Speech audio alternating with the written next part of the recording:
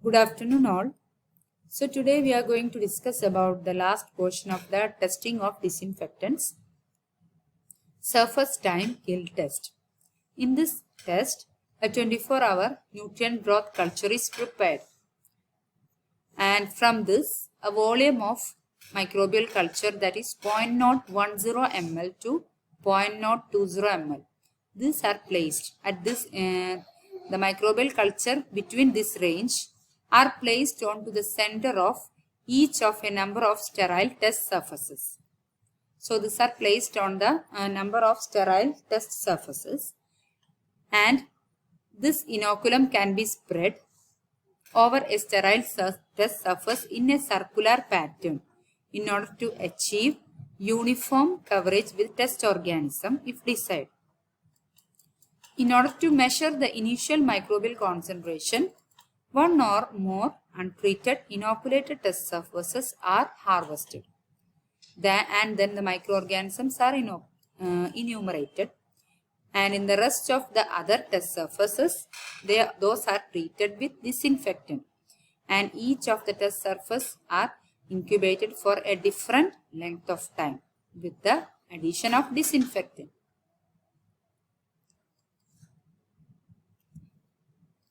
Immediately after the treatment time has elapsed, the test surfaces are placed into a solution that neutralizes the disinfecting action of the product. So after the time period of incubation, then now this is placed onto a neutralizing solution, and the microorganisms surviving the treatment with the disinfectant or sanitizer, those are cultured and enumerated.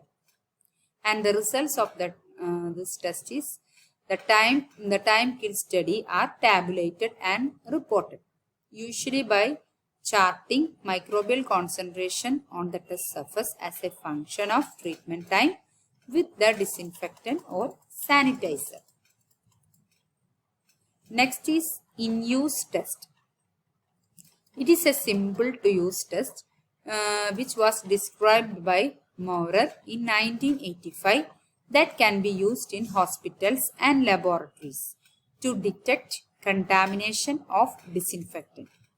So whenever the disinfectants are contaminated, this can be detected using this method. And the procedure involved in this method is a 1 ml of sample of disinfectant. It is added to 9 ml diluent, which also contains an inactivator. So the diluent contains an inactivator. Then from this tube, 10 drops each of 0.02 ml volume of the diluted sample are placed on each of the two nutrient agar plates. So from this 0.02 ml volume of diluted samples are placed on the two nutrient agar plates. One is incubated at 37 degrees Celsius for 3 days. Another is incubated at room temperature for 7 days. Then 5, if there is any 5 or more colonies on the plate, it indicates what? Contamination. That is the method. So this is the picture.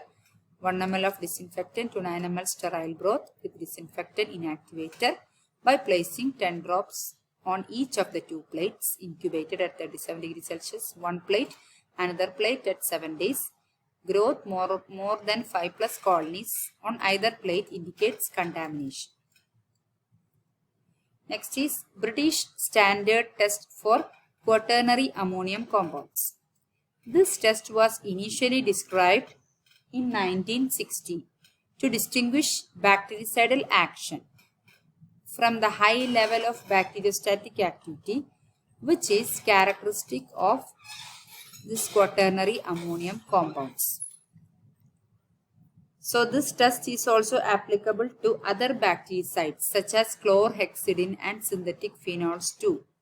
The activator used in this type of British standard tests are 2% lecithin and 3% non-ionic detergent. The test is performed using suspension of gram-negative and gram-positive bacteria with or without the inclusion of organic matter. If a series of samples are taken from a dilution of the disinfectant containing 5 into 108 to 5 into 109 bacteria per ml at the start of the test, the death curve can be prepared from the colony count on the agar containing recovery medium, and the reduction factors up to 106 can be verified. In order to determine this antimicrobial value of quaternary ammonium compounds, it was revised as the highest dilution of disinfectant. That means highest dilution of disinfectant that under test condition will reduce the microbial population to a colony count not greater than 0.01% of that in the control. So in this revision, E. coli was used and the contact time was 10 minutes. The challenge medium is E. coli culture suspension with equal amount of horse serum.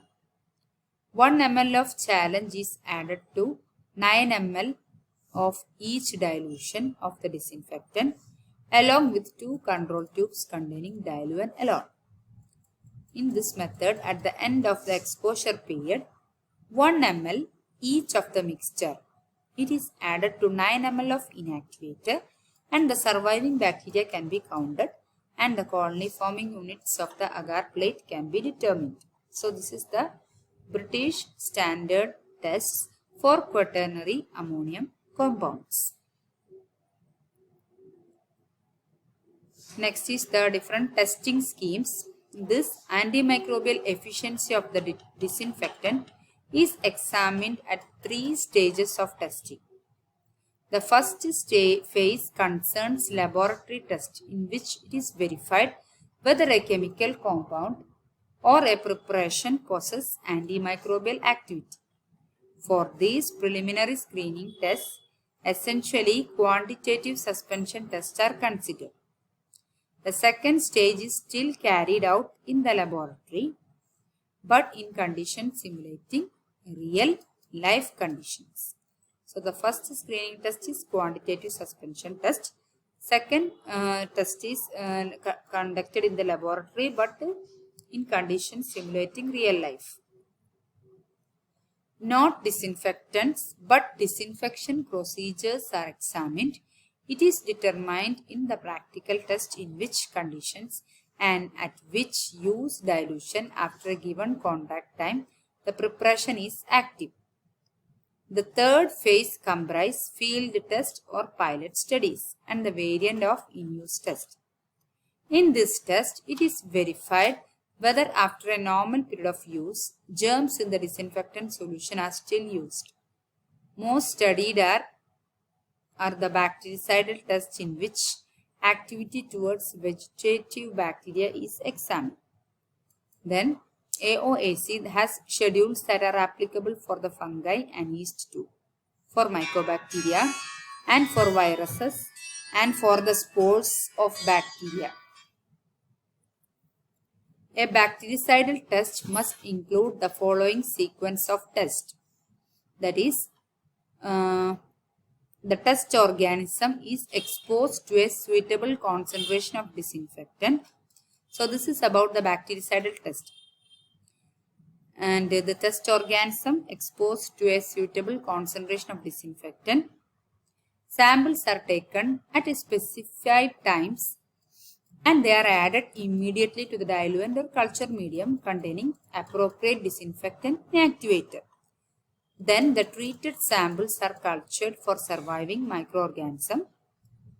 Test organism used are specific strains of ATCC, that is of Staphylococcus aureus, then Pseudomonas aeruginosa. ATCC means American type culture collection. ATCC strains are specific of Staphylococcus aureus, Pseudomonas aeruginosa, Proteus vulgaris and E. coli are usually recommended as the specified strains used in this test. A synthetic broth is recommended for preparing a series of subcultures to be used in the test. The 24-hour broth culture may be used without further treatment. That means they are not added with any type of disinfectant. However, it is usually filtered to remove the slime and centrifuged. So these are the three important steps of bactericidal test. The washed bacteria is then resuspended again in the hard water and it is autoclaved, to which autoclaved yeast or serum may be added. For what? To simulate in dirty conditions. Finally, the suspension is shaken with glass beads on a vortex mixer and viable count is set up immediately before performing the test. Now about the disinfectant. The concentration or dilution of disinfectant to be tested may be based on the manufacturer's recommendation. The solution should be prepared on the day of test. So these are the things to be reminded while we are preparing disinfectants in the lab. First is concentration or dilution of disinfectant to be tested. It may be based on manufacturer's recommendation. The solution should be prepared on the day of test. Distilled water or standard hard water is used to make dilutions. Tap water is unsuitable. Why? Because it may contain chemicals that may precipitate with some other disinfectants. Another important method to check the testing of disinfectant is disk diffusion method. This method involves applying different chemicals to separate sterile filter paper discs. And the sterile filter paper discs are then placed on the agar plate that has been already inoculated with targeted bacterium. And the chemicals within this filter paper, they are diffused out into the disc, diffused out from the disc into the agar where the bacteria have been inoculated. As the lawn of bacteria grow, it may result in a zone of inhibition of microbial growth are observed as a clear areas around the disc. Although there are other factors that contribute to the sizes of zones of inhibition, whether the agent is water soluble and able to diffuse in the agar. Larger the zones typically correlate to increased inhibition effectiveness of a chemical agent. The diameter across each zone, this zone of inhibition can be measured in millimeters. So this is the picture of the medium which is already inoculated with test organism to which the filter paper strips are impregnated, and this is the zone of inhibition, and this is the antimicrobial disc. Okay, it's the lawn culture, and we are measuring this zone of inhibition using scale, that means in millimeters. Okay, so that's all about testing of disinfectants. Thank you all.